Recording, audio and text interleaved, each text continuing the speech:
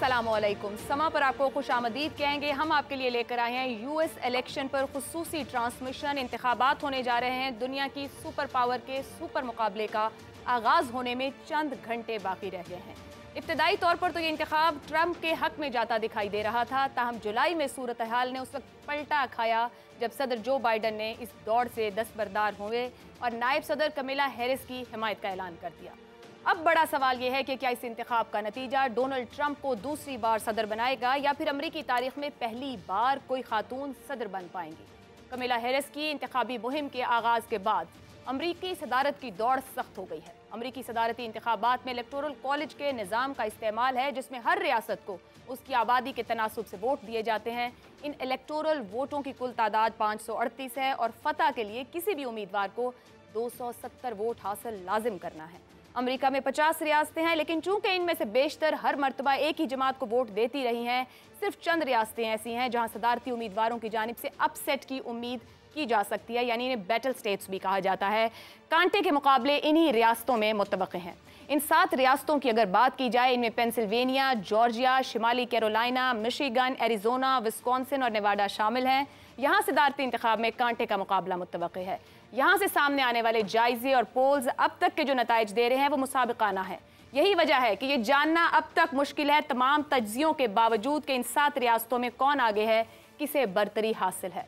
America में जब लोग वोट डालते हैं तो मनपसंद उम्मीदवार के लिए बराह रास्त वोट नहीं डाले जाते हैं। तकनीकी लिहाज से ये वोट इलेक्टर के पास जाता है और इलेक्टर मुंतखब करते हैं फिर सदर को। सो ये इंतखाब होने जा रहा है। वहाँ पर मामलात क्या हैं, इलेक्शन कैंपेन की जोर से चलाई गई हैं डेमोक्रेट्स और रिपब्लिकन्स की जानिब से, इस पर गुफ्तगू रहेगी इस घंटे में।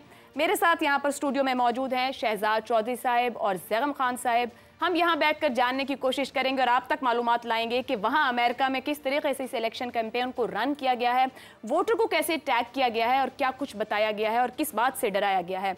हमारा साथ देंगे इस पूरे 1 घंटे के अंदर वॉइस ऑफ अमेरिका के वाशिंगटन डीसी स्टूडियो से मोहम्मद आतिफ, और उनके साथ पैनल मौजूद है। आतिफ, आपकी जानिब थ्रो करूंगी। यकीनन वहाँ एक्साइटमेंट यहाँ से कहीं ज़्यादा होगी, लेकिन अमेरिका में कुछ भी हो, असरात दुनिया भर में आते हैं। ये कई कैंपेन इस बार की कितनी मुख्तलिफ रही और किस तरीके से आप लोग वहाँ रीड कर रहे हैं इस इलेक्शन कैंपेन को जो कि ख़त्म होने को है?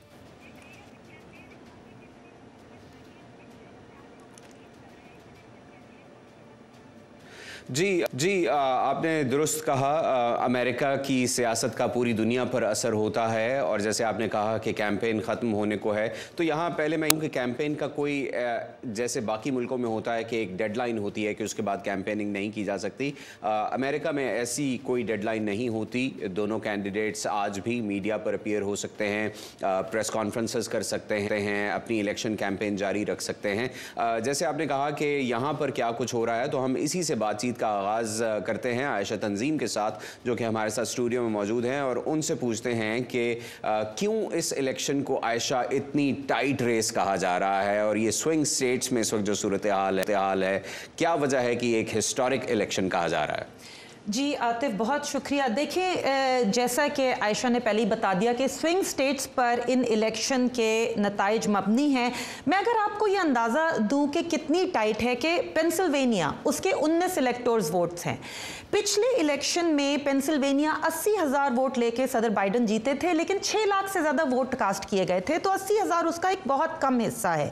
इसी तरह एरिजोना, प्रेसिडेंट बाइडन 10,000 वोट लेके जीते थे। इसी तरह विस्कॉन्सिन सिर्फ 20,000 वोट लेके वो फॉर्मर प्रेसिडेंट ट्रंप को हरा पाए थे।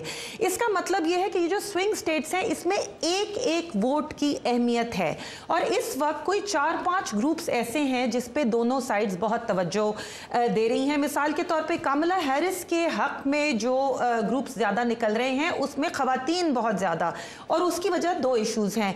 एक तो कमला हैरिस पहली खातून कैंडिडेट हैं, हिलरी क्लिंटन के बाद अगर वो जीती तो वो पहली सदर होंगी खातून, और दूसरी बात ये कि अबॉर्शन का जो मामला है, एक अमेरिकी सुप्रीम कोर्ट ने जो पुराना इनका डिसीजन था रो वी वेड, जिसमें ख़वातीन को अबॉर्शन का हक हासिल था, उसको रोल बैक किया। वो एक बहुत बड़ा इशू बना है ख़ास तौर पर यंग ख़वातीन के लिए। लेकिन उसके अलावा जो ग्रुप्स इलेक्शन में बहुत इंपॉर्टेंट हैं, उसमें अरब अमेरिकन, वैसे तो वो बहुत एक छोटा हिस्सा है अमेरिकी इलेक्टोरेट का, लेकिन चूंकि मिशिगन एक स्विंग स्टेट है जहां 2.5 लाख के करीब रजिस्टर्ड अरब अमेरिकन वोटर्स हैं, और जैसा कि मैंने कहा मिशिगन सिर्फ 80,000 वोटों के फ़र्क से जीते थे। मैं आपको सिर्फ ये अंदाज़ा देना चाह रही हूँ कि बहुत ही कम वोटों से हार और जीत का फैसला होने वाला है, इसीलिए आखिरी वक्त तक कोई भी जायज़ा हतमी तौर पर यह नहीं कह रहा कि कौन जीत रहा है। बहुत कम मार्जिन ऑफ एरर के बीच में रेजर थिन का लफ्ज़ इस्तेमाल किया जा रहा है अमरीकी मीडिया में। जी, और साथ ही ये भी कि ये जो मार्जिन है वो इतना कम है कि इसको एरर कंसिडर किया जा सकता है। जो पोलिंग के दरमियान एरर का मार्जिन होता है ये उसके दरमियान है, और डेफिनेटिव फतह किसी के पास भी मौजूद नहीं है। और जैसे भी आयशा बता रही थी कि जो पिछला इलेक्शन था उसमें बाइडन 1.5 लाख के वोट से जीते थे मिशिगन में, लेकिन 2016 में ट्रंप 17,000 वोटों से मिशिगन जीते थे। तो ये जो स्विच है ये बहुत ही इंपॉर्टेंट है। और इस मरतबा आयशा मैं चाहूँगा कि हम इस बारे में भी बात करें कि जो मशरक़ वस्ता का इशू है उस पर मुसलमान वोटर्स जो अमेरिका में हैं उन्होंने एक पोजीशन ली हुई है, और वो पोजीशन मिशिगन में उसका रिफ्लेक्शन नज़र भी आ रहा है। तो आपके ख्याल में ये जो मुस्लिम वोट है और जो तनाज़ा है इसराइल और गज़ा का, ये कितना इंपॉर्टेंट होगा? देखिए, गज़ा का तनाज़ा जो है वो बहुत इंपॉर्टेंट इसलिए है कि मिशिगन एक जैसा कि मैंने बताया 2.5 लाख रजिस्टर्ड वोटर्स हैं। प्रेसिडेंट ट्रंप ने और कमला हैरिस दोनों ने इन अरब अमेरिकन को आउटरीच किया है आखिरी दिनों में। प्रेसिडेंट ट्रंप ने रिसेंटली कहा कि ये लेबनीज अमेरिकन जो हैं ये मुझे बहुत पसंद करते हैं, और कुछ अरब अमेरिकन ने प्रेसिडेंट ट्रंप को इंडोर्स भी किया। दूसरी तरफ कमला हैरिस ने, इवन दो वो वाइस प्रेसिडेंट हैं और बहुत मुश्किल होता है एक वाइस प्रेसिडेंट अपने सदर से अलग कोई बात करे, लेकिन चूंकि वो प्रेसिडेंशियल कैंडिडेट बन गई हैं, उन्होंने प्रेसिडेंट बाइडन के मुकाबले में गजा के बारे में ज़्यादा हमदर्दाना बातें की हैं पैलेस्टीनियन अमेरिकन के लिए। मैं कुछ लफ्ज़ बताना चाहती हूँ जो उन्होंने यूज़ किए। उन्होंने कहा कि Palestinians deserve to live with dignity यानी वक़ार, फ्रीडम यानी आज़ादी, सिक्योरिटी और सेल्फ डिटर्मिनेशन यानी कि खुद मुख्तारी। तो वो ये चाहती हैं कि अरब अमेरिकन उन्हें वोट डालें। लेकिन इंपॉर्टेंट बात यह है कि इस इलेक्शन में कौन किसके लिए वोट डालता है खाली ये अहम बात नहीं है। दोनों साइड्स की ये भी कोशिश है कि जो दूसरी साइड के वोटर हैं उनको वोट डालने से रोकें। तो अगर अरब अमेरिकन जिन्होंने पिछली दफा बड़ी तादाद में प्रेसिडेंट बाइडन को या डेमोक्रेट्स को वोट डाला, घंटों में अरब अमेरिकन जाते हैं, और हमने देखा कि मिशिगन में एक नो कमिटमेंट की कैंपेन चली थी। क्योंकि दोनों जानिब से जो इजराइल और पैलेस्टाइन मसला है उसके ऊपर बहुत ज्यादा वोकल होकर इजराइल को नहीं उठाया गया, उसको नहीं तनकीद की गई है। आपको लगता है लास्ट मोमेंट्स में वोटर के लिए ये सब कुछ करना ये फायदा दे पाएगा?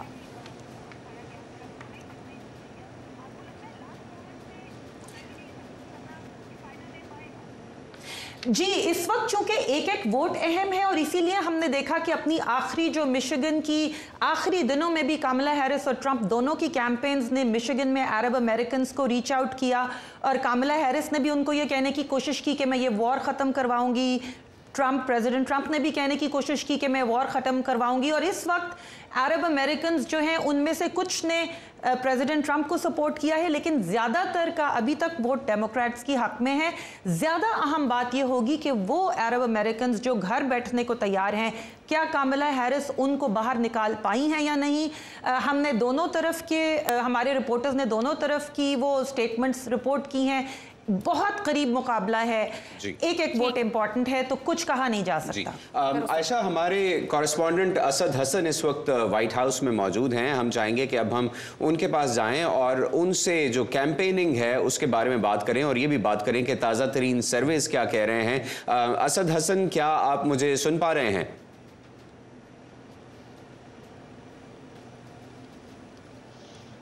असद हसन के बारे में अगर मुझे बता दिया जाए कि वो मौजूद हैं तो हम उनकी तरफ बढ़ेंगे, लेकिन जितनी देर में हम ये राब्ता करते हैं हम पाकिस्तान स्टूडियोज़ से कहेंगे कि अब हम कुछ जो इलेक्शन इश्यूज़ हैं उनके बारे में बात कर लें। हमारे साथ रऊफ़ आरिफ मौजूद हैं। रऊफ़ साहब, economy has always been a major issue in elections, और इस इलेक्शन में भी ये लग रहा है कि जहां बाकी बहुत से इश्यूज हैं उसमें इकॉनमी भी है। तो जब हम इकॉनमी की बात करते हैं तो आपको क्या लग रहा है कि ये इस इलेक्शन में किस रैंकिंग इसकी क्या है या किस नंबर पर ये इशू आ रहा है, और कैंडिडेट्स का इस बारे में क्या ख्याल है कि कौन सा कैंडिडेट इकॉनमी पर बेहतर है? जी आतिफ, जैसे आपने बात की इकॉनमी की, तो इस वक्त इकॉनमी टॉप प्रायोरिटी में आ रहा है। आप गैलप सर्वेज देख लें, आप पीयू रिसर्च के सर्वेज देख लें, या आप डिफरेंट एल्गोरिदम्स जो रन किए गए हैं कि कौन सा इशू सबसे ज़्यादा इंपॉर्टेंट है यूएस पॉलिटिक्स में इस वक्त। तो इकॉनमी, इन्फ्लेशन जो इसके साथ जुड़ा हुआ है, ये टॉप इशू के तौर पर उभरा है, सामने आया है। और जिसकी वजह से क्योंकि आपको पता है कि प्रेसिडेंट ट्रंप का जो स्टैंस है, फॉर्मर प्रेसिडेंट ट्रंप का जो स्टैंस है कि वो इस मुल्क में चाइना के ऊपर टैरिफ्स लगाएंगे उनकी अशिया पे, और मेड इन यूनाइटेड स्टेट्स की चीज़ों को वो ज़्यादा प्रमोट करेंगे।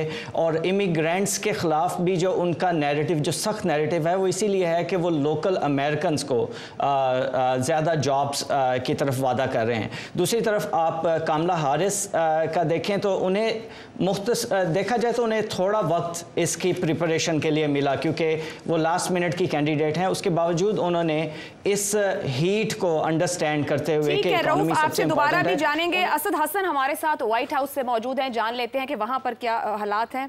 असद, ये बताइएगा कि किस तरीके से आप व्हाइट हाउस, उसके सराउंडिंग्स में माहौल देख रहे हैं। इलेक्शन बिल्कुल क्लोज है, क्या कोई सेंटिमेंट, कोई इमोशंस रोड्स पर भी दिखते हैं उस तरह के?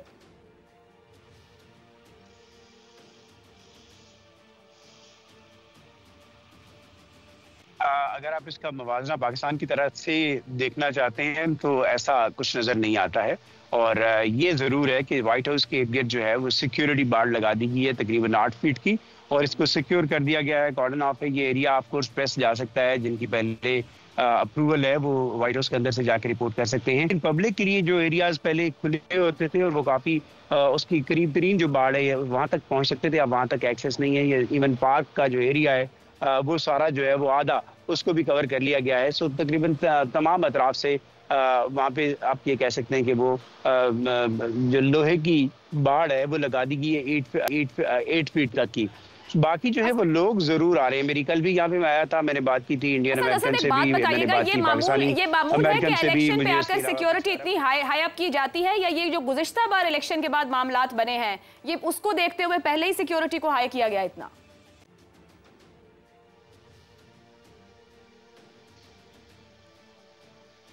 सिक्योरिटी, देखिए सिक्योरिटी तो हमेशा व्हाइट हाउस जैसे एरिया के इर्द गिर्द रहेगी, लेकिन आपको ऐसा कोई ऐसी पुलिस प्रेजेंस बहुत ज्यादा नजर नहीं आती, ऐसा कॉर्डन ऑफ इतना करीब से नहीं किया गया होता। ये 2-3 यहाँ पे बिल्डिंग्स हैं, जैसे कैपिटल हिल के सराउंडिंग में भी बाड़ लगाई गई है, व्हाइट हाउस के भी और ऑफिसेज हैं और उनको थोड़ा सिक्योर किया गया है। लेकिन खासतौर पे अब जैसे आपका सवाल था, जनवरी 2020 के इवेंट्स के पेश नज़र इसमें इजाफा किया गया है। अगरचे यहाँ पे मेट्रोपॉलिटन पुलिस हो या सीक्रेट सर्विसेज हो, वो कह रहे हैं कि हमें ऐसा कोई अलार्म नहीं है, कोई वार्निंग, कोई थ्रेट्स उसके इंडिकेटर्स नहीं है। और सिक्योरिटी एजेंसीज, पुलिस अथॉरिटीज़ वो अपने तौर पर तैयार हैं कि किसी भी नौइयत का कोई भी चैलेंज होगा तो उससे निपटने के लिए वो अपने आप को तैयार महसूस करते हैं। ठीक है शहजाद साहब, हमारे साथ ट्रंप हेडक्वार्टर फ्लोरिडा से दानियल हसन भी मौजूद हैं। आप जानना चाहें कि फ्लोरिडा में क्या सूरत हाल है? ट्रंप हेडक्वार्टर है और ट्रंप तो पूरी तरह से तैयार है, मतलब समझ के बैठे हैं कि वो प्रेसिडेंट है। तो आप पूछिए उनसे बिल्कुल दानियल से। मैं एक चीज़ ऐड करना चाहता हूँ उनसे पूछने से पहले। ये जो सिक्योरिटी की बात हो रही थी, बड़ी इंटरेस्टिंग आज की न्यूज़ थी या कल से न्यूज़ है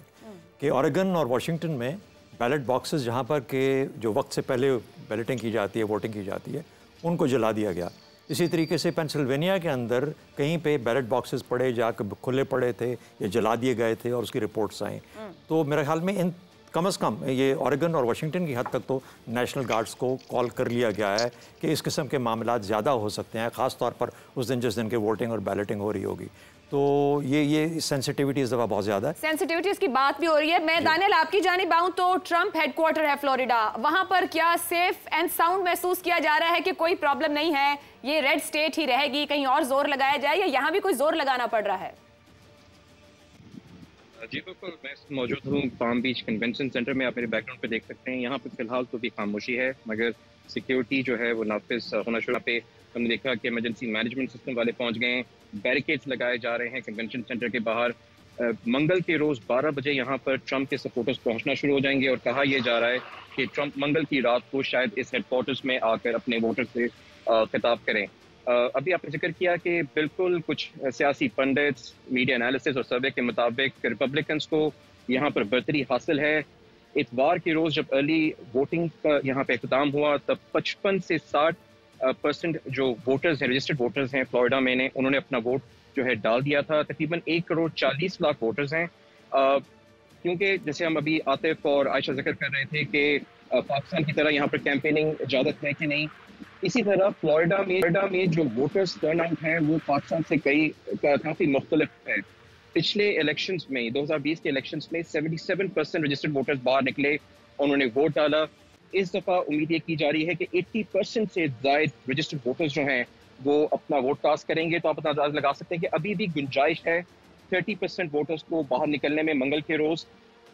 मैं अगर फ्लोरिडा को डिस्क्राइब करूँ तो बेशतर जो मेजर शहर हैं, Miami, Tampa, Orlando, Fort Lauderdale, Tallahassee, ये सारे शहर जो पूरी दुनिया में काफ़ी मशहूर हैं, इनमें डेमोक्रेट्स को बढ़तरी हासिल हुई है। मगर जो रूरल एरियाज़ हैं, जो मेजर शहर नहीं है फ्लोरिडा में, वहाँ पर ज़्यादातर हमने देखा है कि रिपब्लिकन पार्टी को बढ़तरी हासिल होती है।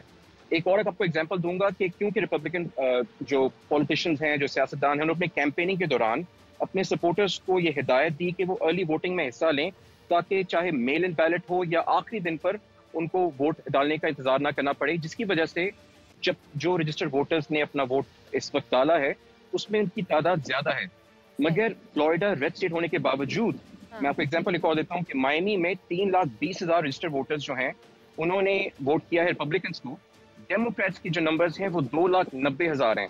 तो यहाँ भी काफी सख्त मुकाबला इस वक्त जारी है।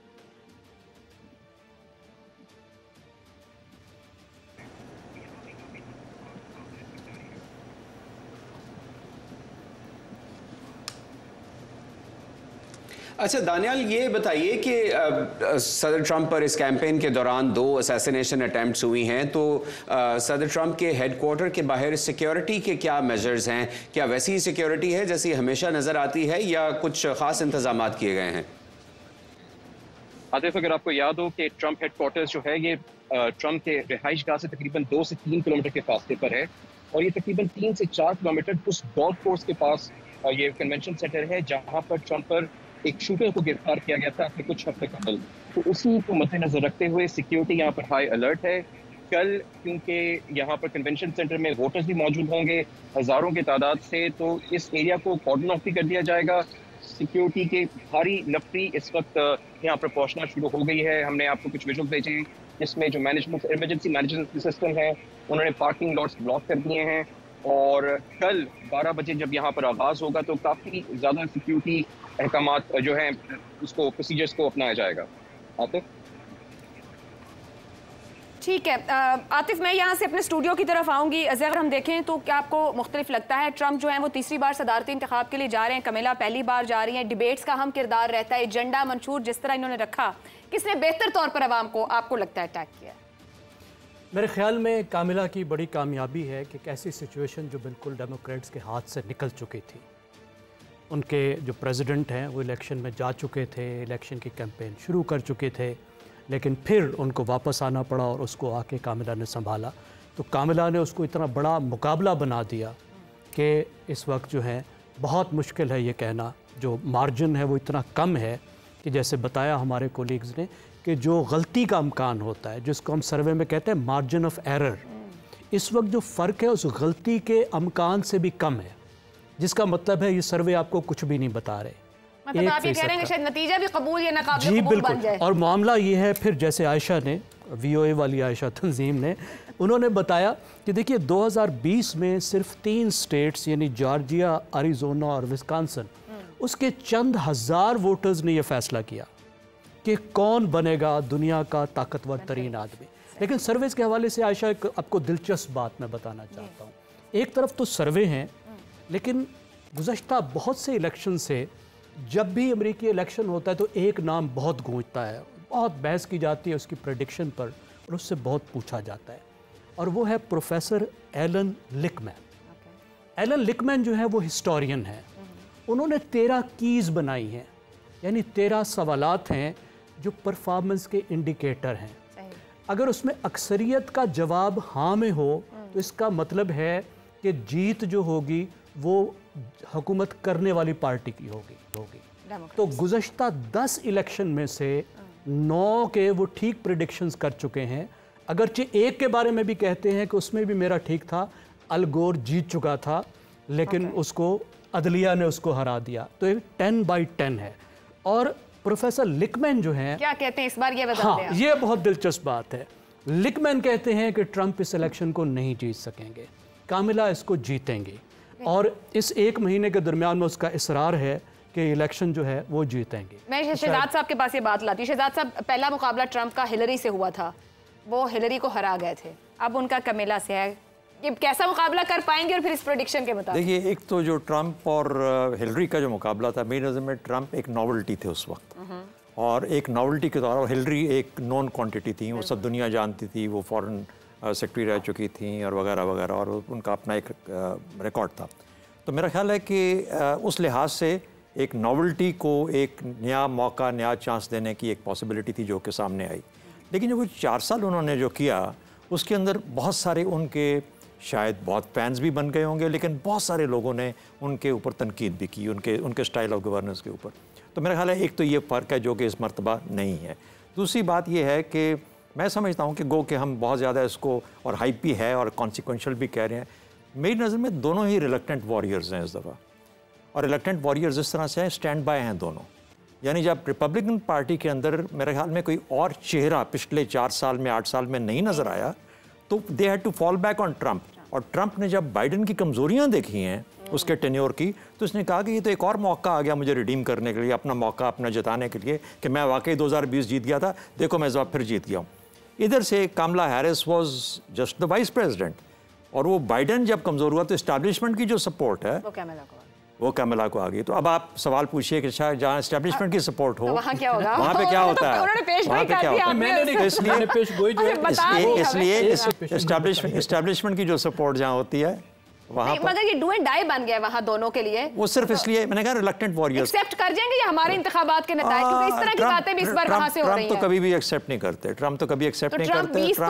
वो तो पहले से कह रहे हैं कि मैं जीता हूँ, और वो बात भी वो कर रहे हैं जो आपने अभी की वोट थ्रेट वाली, वो अभी से उन्होंने उस तरह की गुफ्तगू लेकिन शुरू बहुत कर की चीज़ क्या है, बहुत की चीज़ यह है कि कमला के लिए जो वोटर्स हैं वो कितने बाहर निकलते हैं, निकलेंगे क्योंकि ख़वातीन बहुत निकलेंगी, लेकिन जो ब्लैक मेन है ना, यानी वो उनका एक बहुत बड़ा सवाल है जो कि आम तौर पर डेमोक्रेटिक सपोर्ट होती है और इस मरतबा वो नज़र नहीं आ रही। That will be the hanging question, देर के वो निकलेंगे इसकी सपोर्ट में या नहीं। सब सपोर्ट के बावजूद एक बड़ा, हम ब्रेक ले लूं मैं, अच्छा आप क्या दें अगर कहना है। देखिए, मैं समझता हूँ 2009 में अमेरिका ने एक बहुत बड़ा बैरियर तोड़ा था जब उन्होंने एक ब्लैक प्रेसिडेंट को मुंतखब किया था, लेकिन जो दूसरा बैरियर, जेंडर बैरियर था, आज तक अमेरिका उसको नहीं तोड़ सका। यहीं पे मैं ब्रेक लेने जा रही थी कि ये दूसरी बड़ी बात है कि कैमिला का बड़ा चैलेंज है being black and then being women. एक ब्रेक लेते हैं, ब्रेक से वापस आएंगे तो गुफ्तगू को आगे बढ़ाएंगे।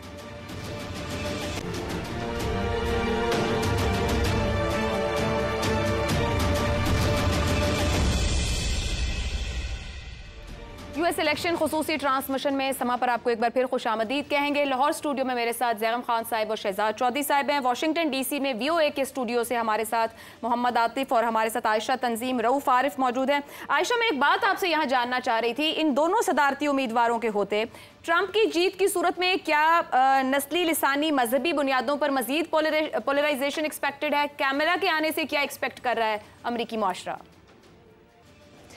जी देखिए, प्रेसिडेंट ट्रंप ने ये कहा है कि वो आते ही अपनी कुछ पुरानी पॉलिसीज़ जो हैं उनको रिवाइव करेंगे। मिसाल के तौर पे अपनी फर्स्ट टर्म में उन्होंने मुस्लिम मेजॉरिटी कुछ मुल्कों से लोगों के अमेरिका आने पे पाबंदी लगा दी थी और रिस्ट्रिक्ट कर दिया था, जिसको कि मुस्लिम बैन कहा जाता था। वो कहते हैं कि वो इसको रिवाइव करेंगे। फिर वो कहते हैं कि वो एक मैस डिपोर्टेशन करेंगे, यानी कि अमेरिका में जो इलीगल इमिग्रेंट्स मौजूद हैं जो कि मिलियंस की तादाद में हैं, उनको वो मुल्क से निकालेंगे और इसके लिए वो कैंप्स भी बनाएंगे कि जब तक उनकी डिपोर्टेशन नहीं होती उन्हें कैंप्स में रखा जाए। तो इस तरह के उनके कुछ बयानात से ये खतरात सामने आए हैं कि शायद एक बड़े पैमाने पर जो है कोई सिविल अनरेस्ट पैदा हो जाए। लेकिन प्रेसिडेंट ट्रंप के जो सपोर्टर्स हैं वो ये कहते हैं कि जी प्रेसिडेंट ट्रंप जो है वो इस तरह की बढ़ चढ़ के बातें करते हैं, आप उन बातों पे ना जाएं। वो अनप्रेडिक्टेबल बातें इसलिए करते हैं कि लोग समझ ना पाएं और प्रेसिडेंट ट्रंप ने दूसरी तरफ ये भी कहा कि मैं जंगें ख़त्म कर दूंगा, मैं मशरक़ वस्ता में अमन ले आऊँगा, मैं यूक्रेन में अमन ले आऊँगा। तो इसलिए अगरचे ये बात ठीक है कि उनके बयानात की रोशनी में ये डर है कुछ लोगों को कि शायद अमेरिका में नस्ली और मजहबी बुनियादों पर अनरेस्ट हो, लेकिन इसके बावजूद हमने ये भी देखा कि कुछ लैटिन अमेरिकन्स ने, कुछ मुस्लिम्स ने प्रेसिडेंट ट्रंप को एंडोर्स भी किया। दूसरी तरफ कमला हैरिस खुद वो एक उनके बैकग्राउंड में साउथ एशिया का भी उनसर है, उनकी वालदा इंडियन थी, अफ्रीकन अमेरिकन उनसर भी है, उनके वालिद जमैकन थे।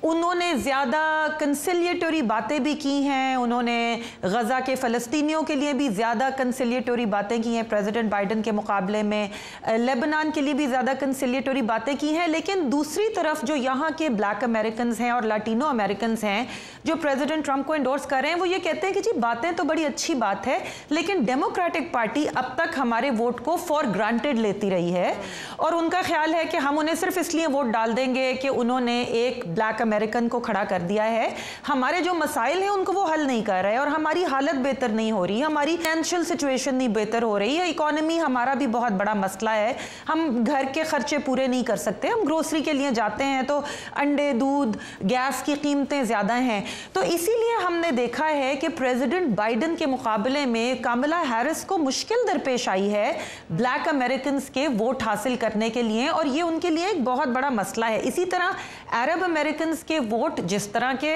आप समझें कि जी वो डेमोक्रेट्स को वोट डाल देंगे, उसमें मुश्किल पेश आ रही है, उसमें मुश्किल पेश आ रही है, खासतौर पे प्रेसिडेंट बाइडन ने खुल के जो आयशा आपकी बात से ये तो मुझे लग रहा है अंडे, दूध और गैस की कीमत अगर पाकिस्तान में एक सवाल है तो अमेरिका में भी वोट डालने वाले का सवाल यही है। एक बात और मुझे बताइएगा, आप या आपके साथ मौजूद कलीग्स की जो रवायती मीडिया है उसका तो इम्पैक्ट रहा सर्वेस के थ्रू या पोल्स के थ्रू, माजी में सोशल मीडिया ने इस बार की कैंपेन को कितना मुतासिर किया है या कितना वोटर के माइंड को रीशेप किया है?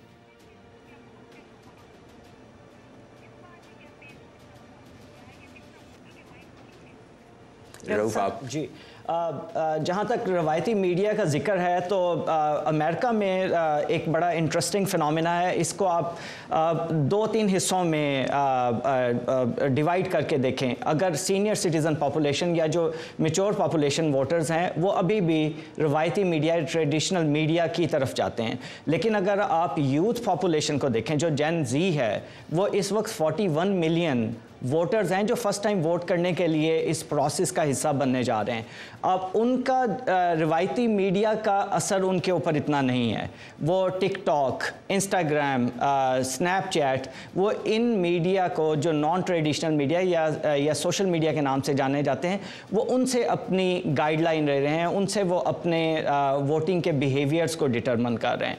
तो बेसिकली हमें ये देखना पड़ेगा कि बोथ मीडिया जो दोनों साइड ऑफ द आयल हैं, वो अपना असर अपनी एक ख़ास फॉलोअर्स की फ़ैन बेस के ऊपर वो छोड़ रहे हैं। तो दोनों का रोल बड़ा अहम है, लेकिन दोनों के जो एज डेमोग्राफिक्स हैं वो डिटरमिन कर रहे हैं कि कौन सा मीडिया किस हद तक फ्रूटफुल होगा इस वोटिंग कैंपेन का असर डालने के लिए। आयशा, मैं चाहूँगा कि शहजाद चौधरी साहब से ये सवाल किया जाए कि पाकिस्तान क्या तवक्को कर रहा है कि जो नई इंतज़ामिया आएगी उसके पाकिस्तान के साथ डिफेंस रिलेशंस कैसे होंगे और जो ओवरऑल एक सिचुएशन है यूएस पाकिस्तान रिलेशंस की, उस पर पाकिस्तान की क्या तवक्कुआत हैं? जी, बहुत अच्छा सवाल है। मेरे ख्याल में पाकिस्तान में इस चीज़ का एहसास है और उतना शायद ना हो जितना होना चाहिए, क्योंकि आम तौर पर पाकिस्तान अमेरिका को एक या पाकिस्तानी अमेरिका को एक मुख्तलिफ नज़र से देखते हैं, लेकिन जिस किस्म की गहराई पाकिस्तान और अमेरिका के फ़ौजी तल्लुकात के अंदर है वो शायद आम को शायद ना आप समझो उन चीज़ों की। मेरा ख्याल है पाकिस्तान और अमेरिका का ताल्लुक माशी और एक्सपोर्ट्स से हट के दिफाई तल्लुकात के अंदर भी काफ़ी गहरा है और इसकी ज़रूरत रहती है। ये कायम रहेगा बिकॉज इसके बगैर दोनों अतराफ़ से एक जो ताल्लुक है जो कि दहाइयों के ऊपर कायम हुआ है उसको कायम रखना ज़रूरी होगा। एज़ फार एज़ के इन दोनों में से कौन बेहतर होगा, मेरा ख्याल है कि फ़ॉरेन पॉलिसी या इस किस्म से जो रिलेटेड इश्यूज़ होते हैं, अमेरिका के अंदर एडमिनिस्ट्रेशन चेंज, मेरी नज़र के अंदर एडमिनिस्ट्रेशन चेंज के बाद 19-20 का फ़र्क से ज़्यादा भी कर लें तो 18-20 से ज़्यादा फ़र्क नहीं पड़ता। यानी ये वो स्ट्रेटिजिक डायरेक्शंस हैं जो कि लेते हैं। उनके बड़े मोटे मोटे जो चीज़ें हैं वो सबको दुनिया में पता है कि साउथ चाइना सी या रशिया है, इस वक्त जो मामलात हैं, नेटो की सेंसिटिविटी है, मिडिल ईस्ट के अंदर जो मामलात हैं। और तो पाकिस्तान एज सच इस वक्त तो कोई उभर के सामने नहीं आया हुआ, उनकी नज़र हटी हुई है पाकिस्तान से। लेकिन क्या कोई हमारे कुर्बो जवार के अंदर कोई ऐसी सूरत पैदा हो कि फिर पाकिस्तान की ज़रूरत पड़ जाए?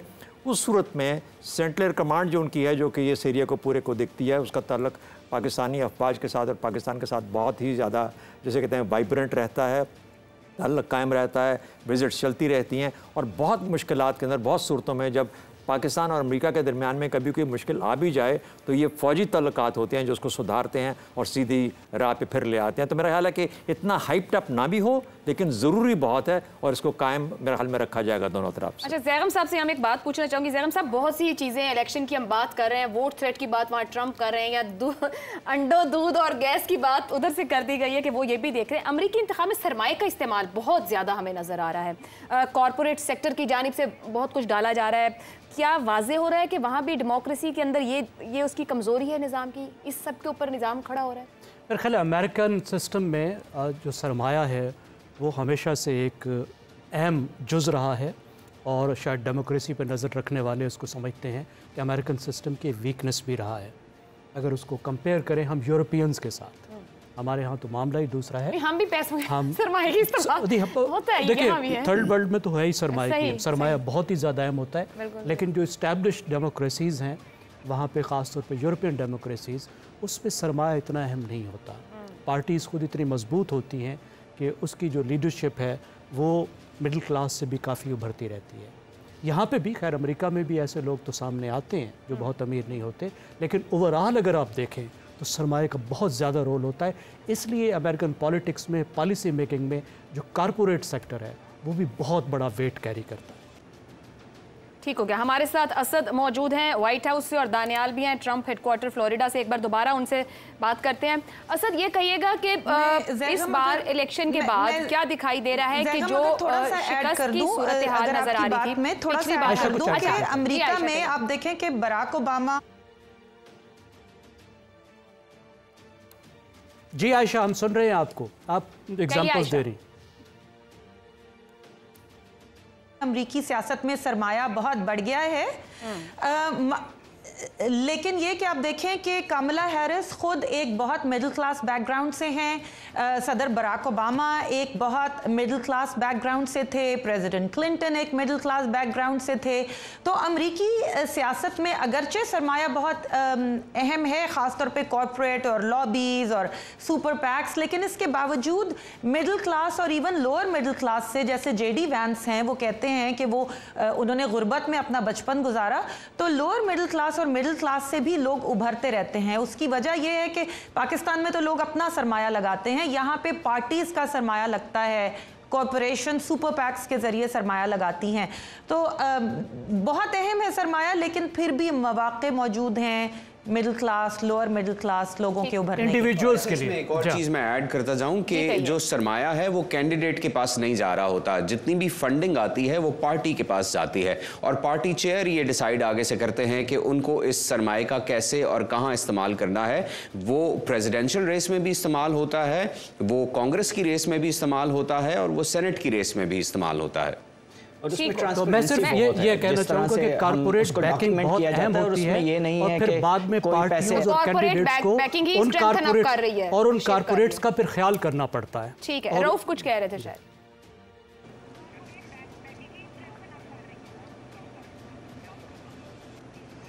बिल्कुल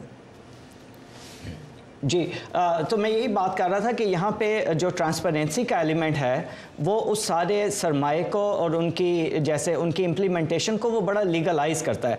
फिर ये है कि कैंडिडेट्स डायरेक्ट, आयशा और आतिफ की बात पे ऐड करते हुए कि कैंडिडेट्स डायरेक्ट अवाम से, अपने फॉलोअर से, अपने पार्टी वालों से भी रिक्वेस्ट करते हैं कि आप $5, $10 इतना चिप इन करें, जो बड़ा ऑन द कॉन्ट्ररी हम पाकिस्तान की पॉलिटिक्स में ऐसा नहीं देखते।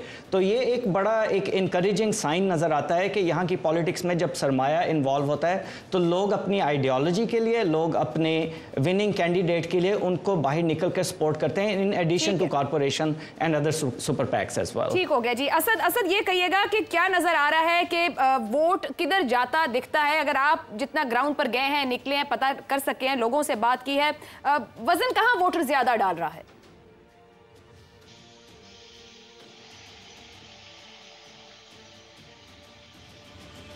देखिए आयशा, मैं आपके पहले वाले क्वेश्चन का भी जवाब दूंगा और इसका भी पहले चले इस जाने आ जाते हैं। जैसे अपने तमीद में खुद का 7 रियासतें बुनियादी तौर पे ये फैसला करेगी जहां नेक टू नेक हैं, और फिर वही बात मैं दोहराऊंगा कि 1 से 2 पॉइंट का किसी भी लीडर को, यानी 4 उन स्विंग स्टेट्स में से 7 में से 4 स्टेट्स के अंदर कैमला हैरिस को स्लाइट एक एज है, यानी 1 to 2% के दरमियान उनकी लीड है पॉइंट्स के साथ। लेकिन ये वो है जो मार्जिन ऑफ एरर के अंदर आती है, कुछ भी हो सकता है। इसी वजह से आज जो फोकस है दोनों प्रेसिडेंशियल कैंडिडेट्स का वो इन्हीं स्विंग स्टेट्स पे हैं। प्रेसिडेंट ट्रंप आज भी, यानी इलेक्शन से एक दिन पहले भी 3 स्टेट्स में जा रहे हैं। नॉर्थ कैरोलिना में जाएंगे, पेंसिल्वेनिया में 2 रैलीज हैं और उसके बाद मिशिगन में एंड करेंगे। और पेंसिल्वेनिया इतनी इंपॉर्टेंट है 19 इलेक्टोरल वोट्स के साथ कि कैमला हैरिस आज का दिन वहाँ पे पेंसिल्वेनिया में गुजार रही हैं। आपने इससे पहले एक और सवाल किया था कि क्या इलेक्शन के नताइज कबूल होंगे या ऐसी कोई सिचुएशन पैदा हो सकती है। मैं कल का अगर स्टेटमेंट और स्टेटमेंट के ऊपर जो पॉलिटिकल पैंडेट्स के रिएक्शन आ रहे हो मैं समराइज कर सकता हूँ आपके। कल डोनाल्ड ट्रंप ने ये कहा था कि अगर फ्री एंड फेयर इलेक्शन होता है तो हम जीत रहे हैं। एक और जो एक्सपर्ट्स कह रहे हैं कि जुमला मुतरज़ा है, वो ये भी कहते हैं कि मुझे व्हाइट हाउस छोड़ना नहीं चाहिए था। इसके ऊपर उनका कुछ क्लैशबैक भी आया है और उसके ऊपर उनको क्रिटिसिज्म का भी सामना करना पड़ रहा है, लेकिन इसको रिस्पॉन्ड किया है कैमला हैरिस ने। और कैमला हैरिस ने ये कहा है कि सिस्टम इन प्लेस है, डेमोक्रेसी है, मजबूत जमहूरियत है, सो ऐसा नहीं हो सकता कि किसी के इनकार कर देने से कि रिजल्ट हम कबूल नहीं करते, वो रिजल्ट जो है या वो नताइज एक सवाल नहीं होंगे, नहीं किया जाएगा। तो इस तरह की सिचुएशन है। यही वजह स्केप्टिसिज्म भी है, होप्स भी बहुत हैं कि दोनों उम्मीदवारों से ये तवक्को की जा रही है कि वो यूनिटी का मैसेज दें। लेकिन ये दोनों स्टेटमेंट जरूर अलर्ट कर रहे हैं। एक सवाल हमारे इसी मौजू पर बात करते हुए आयशा तंजीम से मैं ये सवाल करना चाहता हूँ कि वो हमें ये बताएं कि क्यों अमेरिकन डेमोक्रेसी। मैं सवाल एक अपने वाशिंगटन के साथियों से करना चाह रहा हूँ कि मिशिगन में मुझे ये बताइए कि आपके ख्याल में मुसलमान वोटर क्या नहीं निकलेगा, क्योंकि उसका निकलने के लिए बहुत कलीदी काम होगा कमला हैरिस को जिताने के अंदर। एक सवाल। और दूसरा, उनकी जो गवर्नर हैं विटमर, क्या नाम है उनका, ग्रेचन, वो क्यों इतनी इफेक्टिव नहीं हो पाई, ख़ास तौर पर मुसलमानों के जज्बात को अपीज़ करने के लिए, बावजूद इसके कि बाइडेन की पॉलिसी बड़ी उसके ऊपर क्रिटिसाइज़ किया गया, तो वो वहाँ पे मौजूद थी और वो हैं वहाँ पर, तो क्या वजह है कि वो मुसलमानों के एहसासात को अपीज़ नहीं कर पाई और उसको एड्रेस नहीं कर पाई?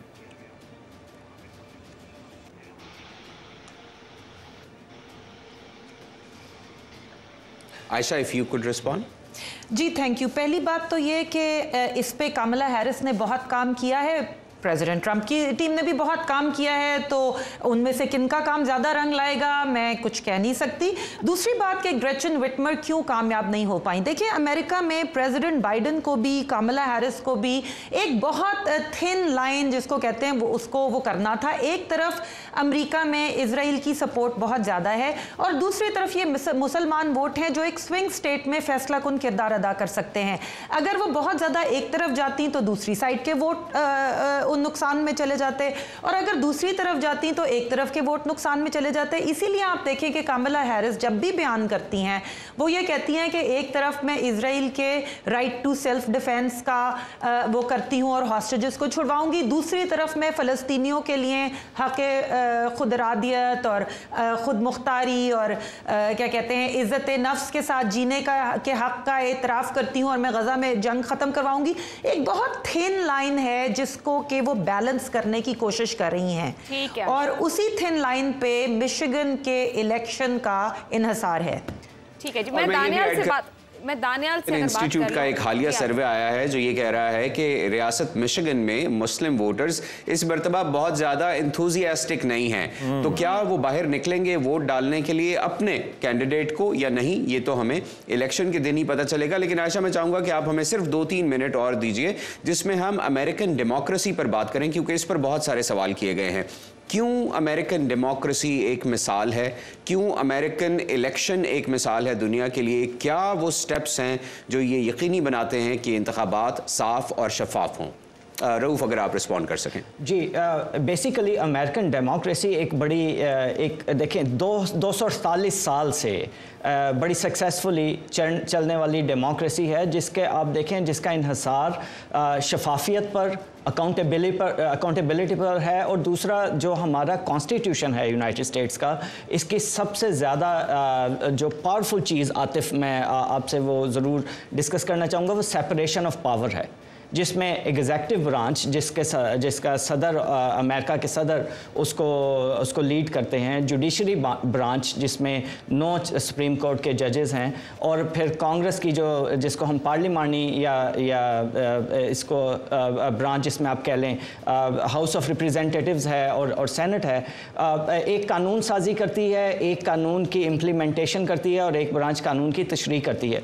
और इन तीनों से मिलकर यहाँ की डेमोक्रेसी हमेशा स्ट्रॉन्ग रही है। कोई एक इदारा दूसरे इदारे के इख्तियारात को तजावुज़ नहीं करता या नहीं करने देता, जिसकी वजह से ज़ैगम साहब के पास आऊँगी क्योंकि हमारे पास वक्त करीबन ख़त्म हो रहा है। ज़ैगम साहब सिर्फ कंक्लूड कीजिएगा, वहाँ डेमोक्रेसी की स्ट्रेंथ बताई जा रही है, यहाँ हम बताया है कि वो फिर से कह रहे हैं अगर फ्री एंड फेयर हुए और मुझे नहीं छोड़ना चाहिए था, तो क्या ट्रम्पिज्म पैगाम दे रहा है? देखिए, कोई शक नहीं है कि अमेरिका दुनिया की बहुत बड़ी जमहूरियत है, ताकतवर जमहूरियत है, बहुत से फर्स्ट उसने किए हैं।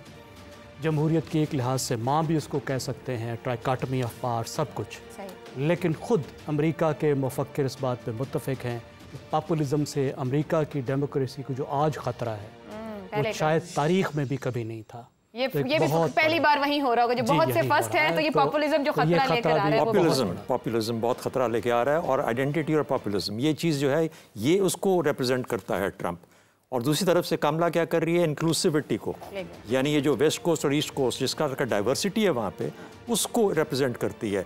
तो क्या अमेरिका फिर से एक अमलगम बन के एक कामयाब जमहूरियत के तौर पे सामने आएगा, या यूरोप के बहुत सारे मुल्कों की तरह एक और रास्ते पे चल पड़ेगा जो कि जमहूरियत के लिए बहुत अच्छा नहीं है? ये देखना होगा कि अमरीकी क्या चॉइस लेते हैं, पॉपुलिज्म को एज ए चॉइस लेते हैं या फिर इस इंक्लूसिविटी को लेते हैं। ये हमारे पास अब कम टाइम रह गया, वो देखना ये होगा कि वो उनकी चॉइस क्या बनती है, और शायद वही कहीं ना कहीं दुनिया को भी नॉक करेगी कि मुस्तकबिल किस किस्म का होगा। इस प्रोग्राम से इतना ही। हम शुक्रिया अदा करेंगे VOA के वाशिंगटन DC स्टूडियो से हमारे साथ थे मोहम्मद आतिफ, आयशा तंजीम, रऊफ आरिफ, इसी तरह हमें व्हाइट हाउस से असद हसन ने और ट्रंप हेडक्वार्टर से दानियल हसन ने ज्वाइन किया। यहाँ स्टूडियो में ज़ैगम खान साहब और शहजाद चौधरी साहब खास तौर पर हमारे साथ। आप देखने वालों का भी बहुत शुक्रिया। अब तक के लिए इतना ही, इजाज़त दीजिए, अल्लाह हाफ़िज़।